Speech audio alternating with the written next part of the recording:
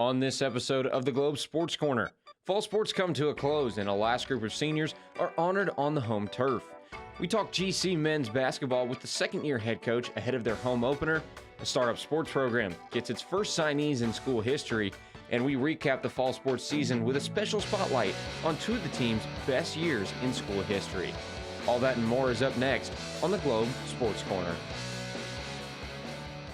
From inside the Globe studios, my name is Collin Echols, saying welcome to a new episode of the Globe Sports Corner.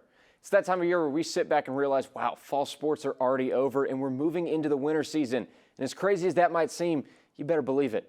As always, we have a packed episode where we will start to make the transition inside for the remainder of the 2023 sports calendar. Without any more delay, let's dive right in.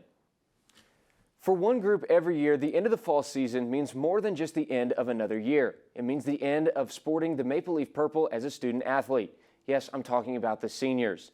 The most recent group to hang up the cleats, or boots as they might call them, was the Goshen College men's soccer team. Lily Herrera has the spotlight on this year's senior class.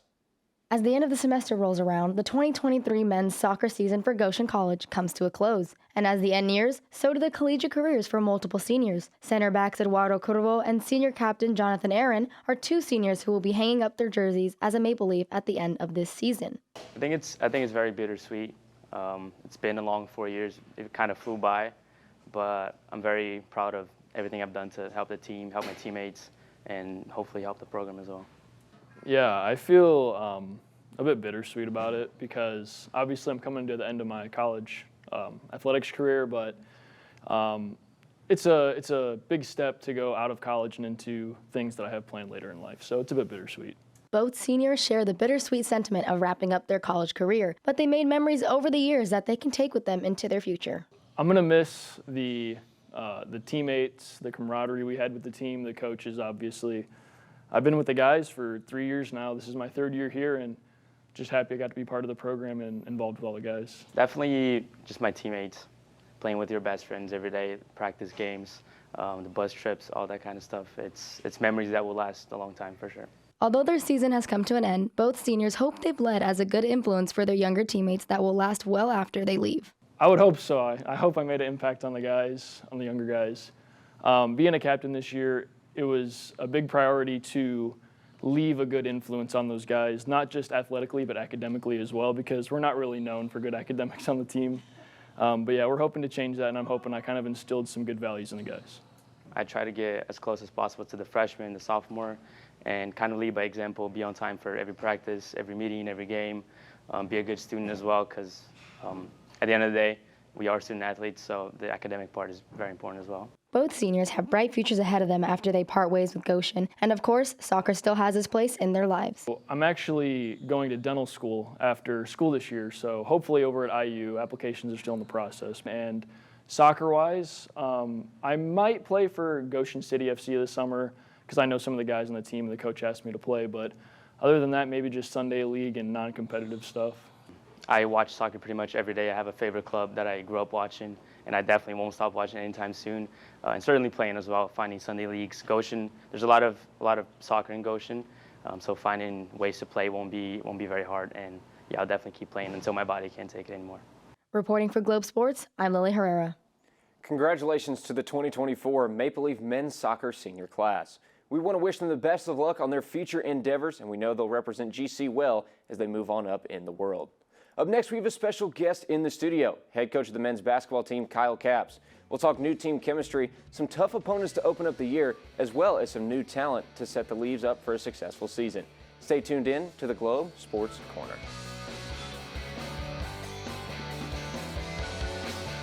Goshen College. Everyone's at home here. Students from around the world and down the street find inspiration and lifelong friends in our unique, supportive community, right here in northern Indiana. Cutting-edge academics, real-world learning, and small, personalized classes make the difference, all surrounded by world-class culture and championship sports. Most importantly, it all leads to a record of amazing outcomes in diverse fields of study. From pre-med to social work, broadcasting to accounting, schedule your campus visit today at goshen.edu/visit. Thanks for joining us on the Globe Sports Corner. It's now time for my favorite part of any episode of the GSC, which is our in-studio guest interview. This week, we've got none other than second-year head coach of the Goshen College men's basketball team, Coach Kyle Capps. Coach Capps, thank you so much for taking the time out of your day to be here. Collin, I appreciate it, man. Love seeing the emails and coming over here to the Globe. So let's dive right into things. You're in year 2 of your head coaching role here at GC, and we talked about it earlier this year. You got a unique situation. Most first-year head coaches see a brand new roster. You in your second year, kind of a full roster overhaul, a lot of new guys and just a few returners. Talk about how the chemistry has built throughout the team and what you've seen since the start of the year till now. I mean, from then to now, it's been a total, like, just getting our guys to understand, like, yo, you got to be this together. You got to do this together. There's no team in the world that hasn't won anything individually. And so we just keep focusing and keep fighting that. The biggest dynamic has been, like, just watching, like, guys like Isaac and Judah and them step up and understand and know, like, this is what our locker room needs to look like. And so if guys aren't doing things that we talk about in our non-negotiables and our standards, like Judah and Isaac have pointed them out. And so, like, those are the things that I wish that we had more guys that were upperclassmen and returned last year. But if those guys doing it, then they will be able to set the tone and let everybody else know what's going on.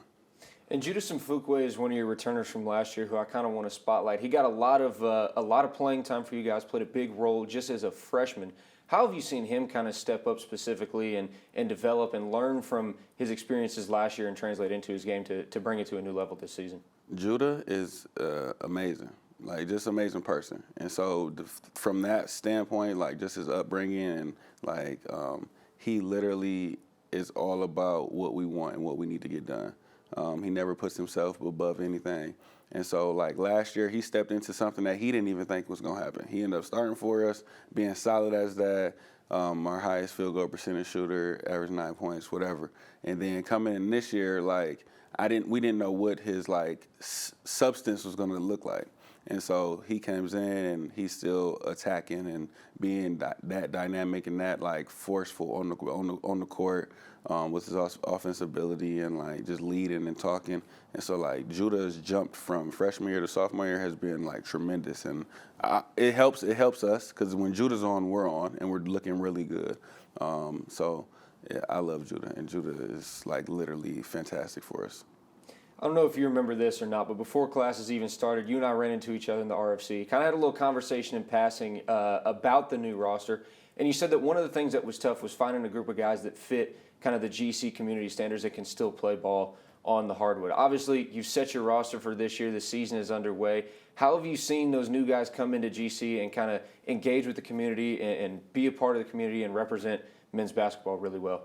I was a student here, so, like, sometimes, like, just being a men's basketball player wasn't like spotlighted or, like, it was, like, identified, like, oh, you're a men's basketball player. Now, like, and we have guys that, like, literally teachers and professors and, like, even other coaches, like, oh, I love your guys. Like, they know how to hold a conversation.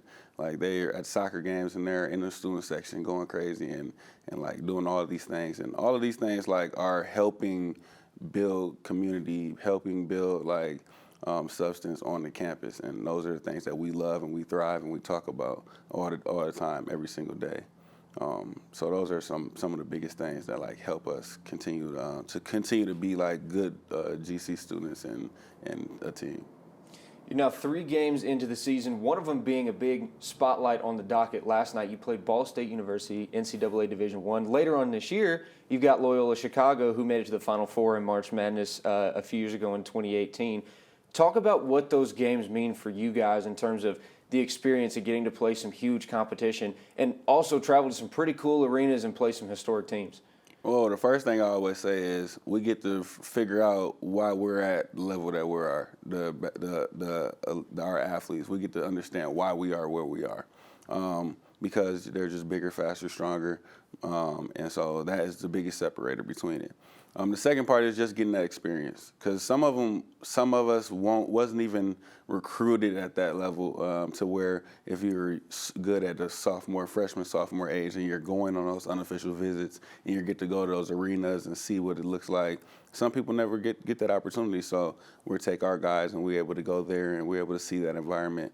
And then it's just good practice, because we'll play some teams that are like good enough to like be uber competitive with those low major teams that we play against. So like seeing that early and getting that vibe and getting that feel out the way. Because yesterday we played Ball State and they pressured the mess out of us.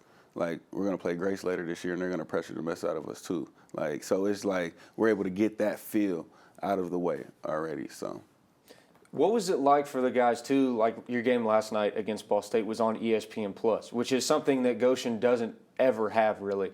What was it like for those guys, kind of just the surreal experience of, hey, we're on ESPN. I mean, this is legit. We're on a streaming service, major network. So that, I don't know how much, like, went into our heads, because I told our guys, like, everybody, we've got the experience now. Everybody in the room, because our juniors, our seniors, and our sophomores all played Division I's before already.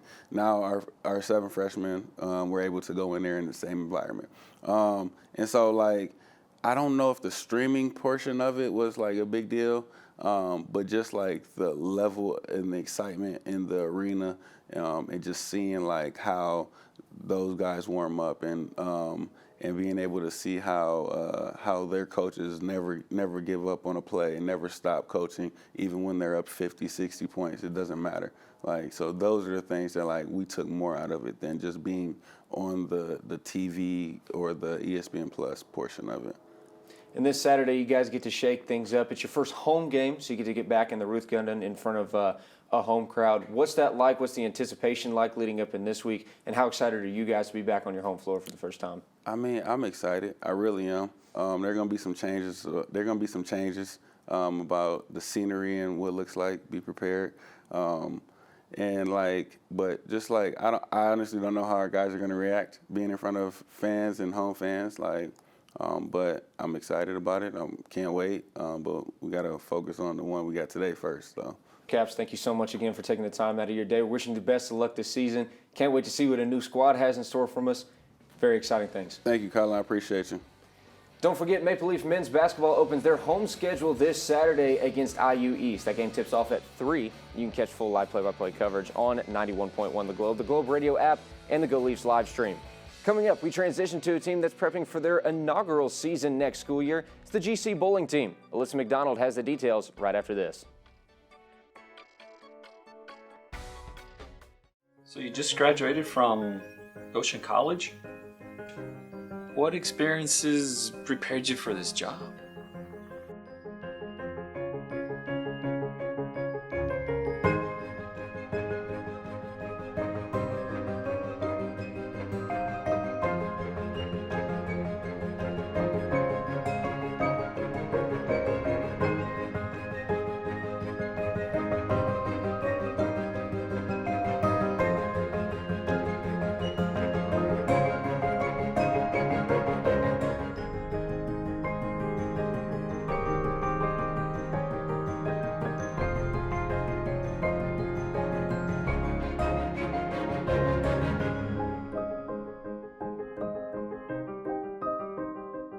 Where do I begin?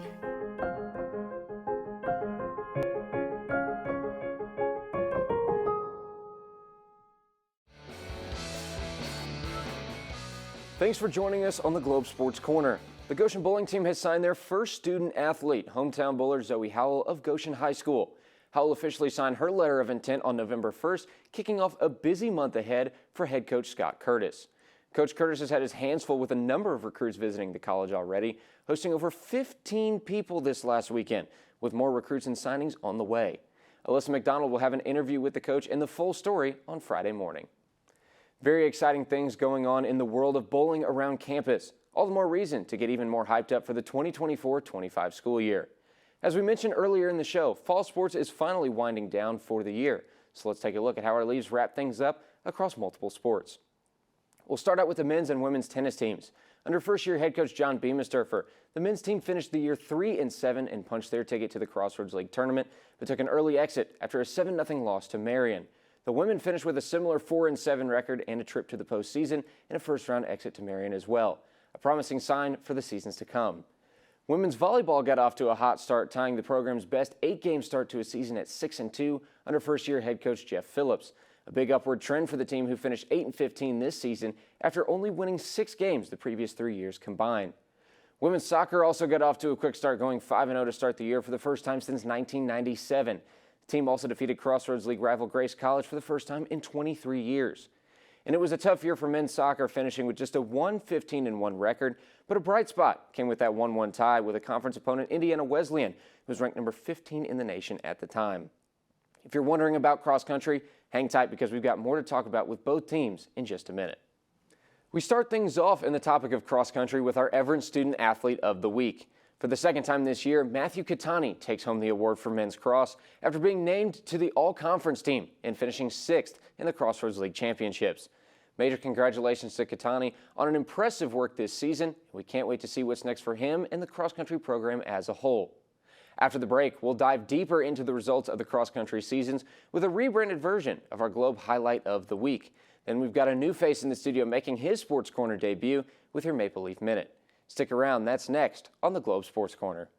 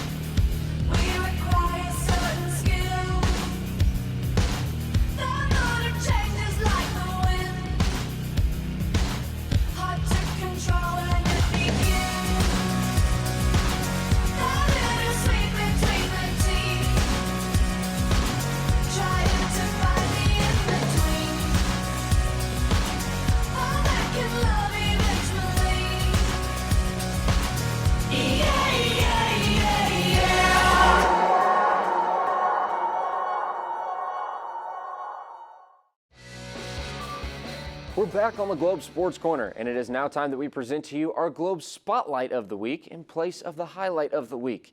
It goes without saying that the cross-country programs at Goshen College have found pretty consistent rates of success, and this year is no different. In fact, this year is possibly one of the team's best all time. For starters, both teams finished the regular season ranked in the top 15 in the NAIA national polls. The men 11th, the women 12th. In the Crossroads League Championships, the men finished 3rd place out of 10, the women 5th out of 10. And just when you think that things can't get any better, for the first time in program history, both teams have qualified for the NAIA National Meet on November 17th in Vancouver, Washington. We at the Globe couldn't be any more excited, and we want to send the best of luck to our runners representing GC. Congratulations on an extremely successful season, and here's the biggest: go Leafs. I said it before the break, we have a new face in the studio today making his Globe Sports Corner debut and bringing you your Maple Leaf Minute. I'd like to introduce you all to Joey Paternostro. Joey, welcome to your first show. You've been around a lot this year behind the scenes, but how's it feel to be on the flip side of things and on camera for the first time? Collin, I got to tell you, it feels fantastic. It's a fantastic opportunity, and I'm looking forward to more. You've got a good bit of stuff to cover as we make the full transition into winter sports, so why don't you go ahead and see what we've got the rest of the week. Let's jump right in. Tonight, the men's college basketball team faces off against the Holy Cross College. That game takes place at Holy Cross. Tip-off is set for 8 p.m. Then they'll move on to play Indiana University East this Saturday, November 8th in the Ruth Gundam Gymnasium. Tip-off is at 3 o'clock. After a short break, they'll have a doubleheader on Wednesday the 15th. They play the Bethel Pilots at 6 p.m. and IUSB at 8 p.m. Both games take place in the Ruth Gundam Gymnasium. Meanwhile, the women's team has the Huntington Classic this weekend. They take on IU East Friday at 7 p.m. Then Saturday they play IU Southeast at 1 o'clock. Both games take place on the campus of Huntington University. They'll take a quick rest, then hop right back into action on Tuesday night, where they'll take on Holy Cross College. Game time is 7 p.m. right here in the Ruth Gundam Gymnasium. Follow along with 91.1 The Globe on air and online at globeradio.org for more updates on which of those contests will be featured by live play-by-play coverage. That wraps up the Maple Leaf Minute. Collin, back to you. Joey, you nailed it. Thanks for that report. That'll do it for this episode of the Globe Sports Corner. To keep up with all things Globe Sports, make sure you give us a follow on our socials at 91.1 The Globe on Facebook, Instagram, and the X app. While you're at it, check out the Globe Radio app. Now there's even more ways that you can stream the Globe 24/7, 365, including full coverage on our live sports broadcast throughout the year. And finally, head over to globeradio.org for more Globe updates so you don't miss a beat. Thank you all for watching another episode of the Globe Sports Corner. For all of our crew, for Joey Paternostro, I'm Collin Echols saying see you next time for more exclusive coverage of Maple Leaf Athletics on the Globe Sports Corner.